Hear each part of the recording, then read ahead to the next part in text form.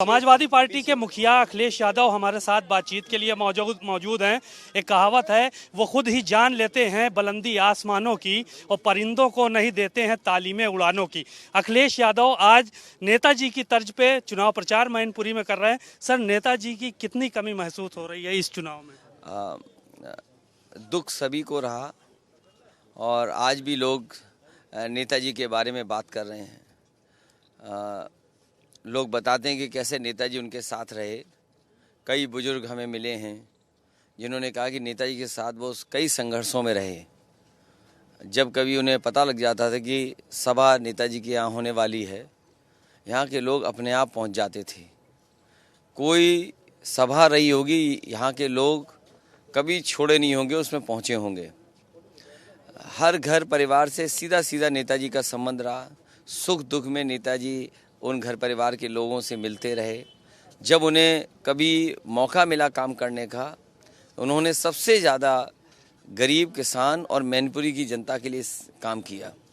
ये जो सड़कें दिखाई दे रही हैं, ये जो पुल बने दिखाई दे रहे हैं, बिजली का इंतज़ाम है, 4 लेन सड़कों से जुड़ना, सैनिक स्कूल, इंजीनियरिंग कॉलेज और तमाम सुविधाएं जो गरीबों को यहाँ मिली हैं, ये समाजवादी पार्टी और नेताजी का ही विकास जो दिखाई दे रहा है। इसलिए नेताजी को याद करके उनके ना रहने पे सबसे ज़्यादा वोट समाजवादी पार्टी को मिलने जा रहा है।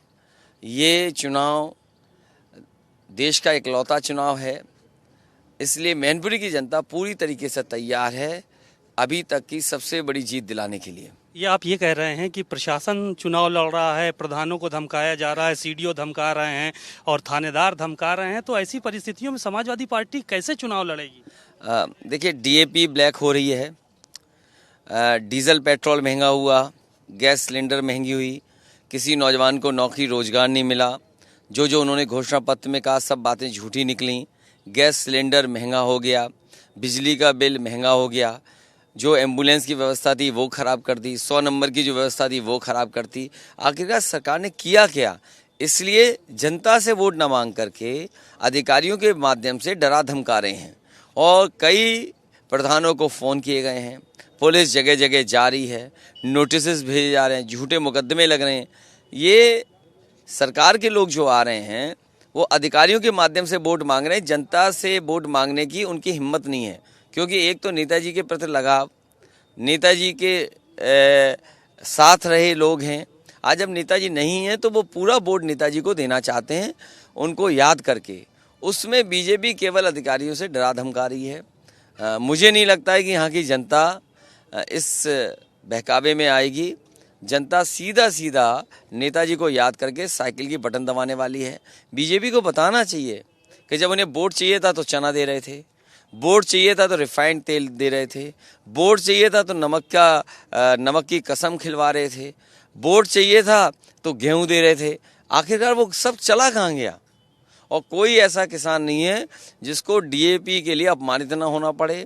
5 किलो की पहले से चोरी है और लाइन में लग करके अभी भी डीएपी नहीं मिल पाई, तो वोट आखिरकार कैसे मांगे बीजेपी के लोग? मुख्यमंत्री भी यहाँ थे आज, उन्होंने तमाम समाजवादी पार्टी पे आरोप लगाया कि गुंडों की सरकार थी, मैनपुरी का विकास नहीं किया और तमाम बातें इस तरह की और कहा कि आपका जनाधार मैनपुरी भी से भी खिसक रहा है, जैसे रामपुर और आजमगढ़ में हुआ। देखिए, बीजेपी को विकास की बात तो नहीं करनी चाहिए। और आके मैनपुरी में मुझे याद है जिस समय कोरोना हुआ था, यही मुख्यमंत्री जी सैफी मेडिकल कॉलेज में गए थे ऑक्सीजन का प्लांट का उद्घाटन करने।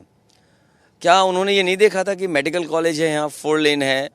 बीजेपी ने केवल बजट रोका है। यहाँ सबसे ज़्यादा फौजी रिटायर्ड हैं। यहाँ का एक एक किसान, नौजवान जानता है शहीदों को घर ला करके उनको सम्मान के साथ दाह संस्कार किसने करवाया? नेताजी ने करवाया। यहाँ के फौज के लोग हैं, सैनिक स्कूल का बजट काट लिया, इंजीनियरिंग कॉलेज का बजट काट लिया, सड़कों का बजट काट लिया, जिला अस्पताल का बजट काट लिया, मेडिकल कॉलेज का बजट काट लिया और किसी को नौकरी नहीं दे रहे हैं। और जो पैसा वसूल रहे हैं वो अलग। डीजल पेट्रोल महंगा, पैसा वसूल रहे हैं, दालें महंगी, पैसा वसूल रहे हैं, तेल महंगा, पैसा वसूल रहे हैं। आप किस क्षेत्र में महंगाई नहीं बढ़ी, ये बीजेपी बताए। आजम खान साहब ने भी बड़ा दर्दमंदाना अंदाज में बयान किया कि उनको भाजपा के प्रत्याशी को ऐसे ही सीट जिता देनी चाहिए थी। उन्होंने आपका नाम लिया और कहा कि हम उनसे अपील करेंगे कि भाजपा को ऐसे ही सीट दे दें क्योंकि यहाँ चुनाव तो हो नहीं रहा। भाजपा बहुत ही झूठी पार्टी है। इन्होंने जिला पंचायत चुनाव कैसे लड़ा वो सब जानते हैं, एमएलसी का चुनाव कैसे लड़ा वो जानते हैं। यहाँ की जनता ने समाजवादियों की सरकार बनवा दी थी, लेकिन सरकार छीन ली। हमारे बहुत सारे विधायकों को मामूली वोटों से हरा दिया गया, ये सब जानते हैं। इसलिए इनसे ईमानदारी की उम्मीद नहीं की जा सकती भारतीय जनता पार्टी को। जो आजम खान साहब ने कहा ठीक कहा, लेकिन संघर्षी रास्ता है और लोकतंत्र में वोट का जो अधिकार दिया है बाबा साहब भीमराव अम्बेडकर जी ने, हमें वोट डाल के ही सरकार हटानी पड़ेगी। लोकतंत्र में सरकार हटाने के लिए कोई दूसरा रास्ता नहीं है। इसलिए हमें कितनी भी परेशानी आएगी, हमें मिलकर के जो भी कुछ जोखिम उठाना पड़ेगा। और भारतीय जनता पार्टी के खिलाफ मैं अपील करूंगा रामपुर वालों से भी, और जो चुनाव हमारा उधर हो रहा है खतौली में, वहाँ के लोगों से भी अपील करूंगा और मैनपुरी के लोगों से भी अपील करूंगा। ये बीजेपी जो नफरत फैलाने वाले दल है, झूठ बोलने वाली पार्टी है, इसके खिलाफ मतदान करें और इन्हें हराएं। शिवपाल जी की सिक्योरिटी कम हो गई, कुनबा एक हुआ तो आज ही सिक्योरिटी कम कर दी गई। देखिए, ये सरकार का काम करने का तरीका है।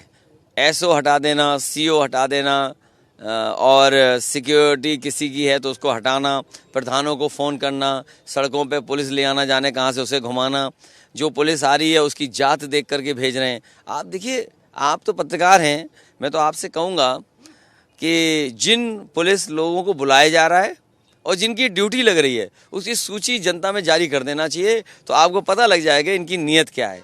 बीजेपी की नीयत साफ नहीं है। आज आदरणीय आजम साहब ने जो कहा वो ठीक कहा। उन्हें जितनी परेशानी सरकार दे सकती थी दी है।